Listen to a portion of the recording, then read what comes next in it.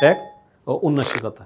বিসমিল্লাহির রহমানির রহিম। সম্মানিত করদাতা, আসসালামু আলাইকুম। আমরা যারা করদাতা আছি অথবা এখনও করদাতা হয়নি, কিন্তু সোশ্যাল মিডিয়ার কল্যাণে প্রচুর ট্যাক্স নিয়ে ইদানিংকালে আলোচনা হচ্ছে এবং সারা পৃথিবীতে এই বিষয়টি ইউনিক। অর্থাৎ পৃথিবীর খুব কম দেশে আছে যে দেশে ট্যাক্স নেই, দু একটি ব্যতিক্রম ছাড়া। বাংলাদেশে এই যে ট্যাক্স এবং ব্যাটের কথা আপনি দেখবেন হরহামেশা যে কোনো ব্যক্তির মুখ থেকে শুনি, কিন্তু আমরা কি সবাই করদাতা? না। আমরা কি যারা করদাতা আছে এই মুহূর্তে এক্সিস্টিং সবাই কি আমরা সচেতন? না। আমরা কি আমাদের আয়কর নথি সম্পর্কে সম্পূর্ণ অবহিত? না।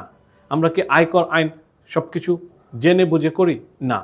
আমরা কি যতটুকু আয় করি তার জন্য আয়কর আইন অনুযায়ী কী করতে হবে সেই করণীয় সম্পর্কে জানি?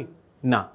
এরকম অনেকগুলো প্রশ্ন যদি আপনার করা হয়, সব কিছুর উত্তর বেশিরভাগ ক্ষেত্রেই না হবে। সেই ক্ষেত্রে ল ম্যাটার দীর্ঘদিন যাবৎ কাজ করে যে অভিজ্ঞতা পেয়েছে যে অনেক করদাতা আছেন যিনি তার আয়কর নথি সম্পর্কে তেমন অবহিত থাকেন না। উনি শুধু সরকারের একটি নিয়ম হিসাবে তার সংশ্লিষ্ট আয়কর উপদেষ্টার নিকট প্রয়োজনীয় কাগজ দিয়েই ওনার দায় শেষ করে দেন, কাজ শেষ করে দেন। উনি কখন সচেতন হন? যখন আয়কর অফিস থেকে নোটিশ আছে।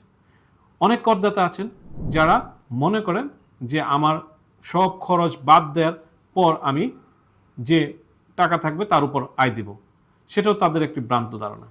অনেক করদাতা আছেন ভাবেন তার বিজনেসে অনেক টার্নওভার আছে, মনে করেন যে আমি এই ব্যবসার আয় সম্পূর্ণ দেখাবো না, কিন্তু ইতিমধ্যে উনি সম্পদ তৈরি করছেন আয় গোপন করে, উনি সমস্যা আছেন। অথচ ওনার যে এত লেনদেন টার্নওভার আছে ব্যাংকে, এগুলা কিন্তু সব ওনার আয় না। উনি চাইলেই ব্যাংক রিকনসিলেশন করে একটি যৌক্তিক আয় নির্ধারণ করে ট্যাক্স দিতে পারেন, কিন্তু উনি ব্যাংকটাই গোপন করছেন। কারণ কি? না জানার কারণে। এই না জানার কারণে কি হচ্ছে, পরবর্তী সময়ে এটা আবিষ্কার হলে ওনার জন্য করদায় আছে। এই যে করদায় সৃষ্টি হচ্ছে, এটার একমাত্র কারণ ওনার এই সম্পর্কে জানা নাই, অথবা ওনার উপদেষ্টা ওনাকে এই বিষয়টি ভালোভাবে বলতে পারেন না, বোঝাতে পারেন না, অথবা উপদেষ্টার ক্ষেত্র বিশেষে আমরা দেখতে পারি অনেক সীমাবদ্ধতা থাকে জ্ঞান অথবা প্রয়োগের। সেজন্য আমার কাছে মনে হচ্ছে আমরা যদি আয়কর আইনটা ভালোভাবে বোঝার এবং জানার চেষ্টা করি, অথবা যিনি উপদেষ্টা আছেন তার কাছ থেকে খুঁটিয়ে খুঁটিয়ে প্রশ্ন করে করে জানার চেষ্টা করি, তবেই আমি মনে করি আমরা আমাদের এই কর বিষয়ক ঝামেলা অনেক কমিয়ে নিয়ে আসতে পারবো। এই উন্নয়নশীলতা থেকে আমাদের বের হতে হবে, তবেই আপনি মুক্তি এবং ভালো থাকবেন। ধন্যবাদ সবাইকে, ভালো থাকুন, ল ম্যাটারের সঙ্গে থাকুন।